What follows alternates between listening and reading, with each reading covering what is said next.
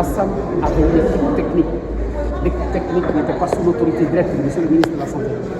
Ce qui démontre l'existence de défaut de qualité de M. le ministre d'être à la fois ministre en charge de la santé et à la commission technique. Les corps qui ont été annoncés par lui, les 58 corps, c'est exactement ces corps-là que le professeur Hassan a fait état.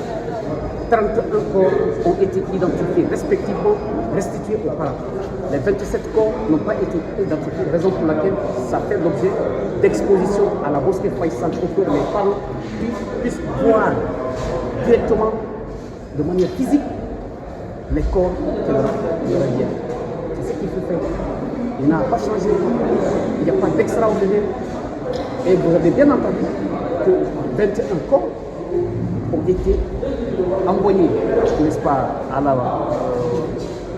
au niveau comment on appelle, du cimetière de Cameroun, mais en présence des services compétents.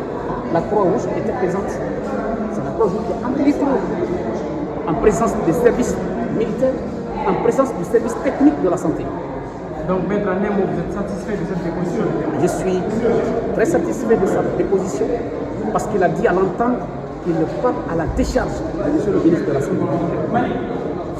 Ça met véritablement hors de cause des spéculations faites de gauche à droite contre la modeste personne de mon client. Merci, Merci. Je vous en prie. C'est que la gestion des corps, la prise en main par l'armée, la prise en main par l'armée des morgues ont été orchestrées dans le but de cacher des choses.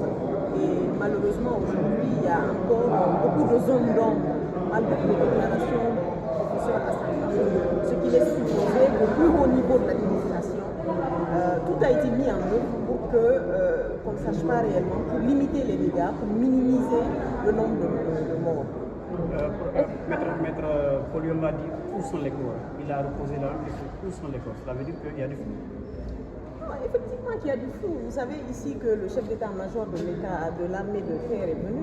Il a dit qu'il y avait d'autres camions de corps qui ont transité par un camp militaire, notamment le camp Almami-Samouri. Ça veut simplement dire ce que ça veut dire. Il y a des disparus.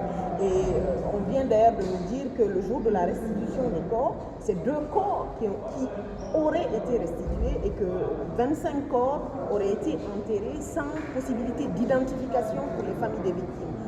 C'est complètement hallucinant. Je pense que de plus en plus on avance dans ce procès, de plus en plus on se rend compte de l'énorme machine qui a été mise en place pour minimiser le nombre de morts, minimiser les dégâts qui ont été commis au stade.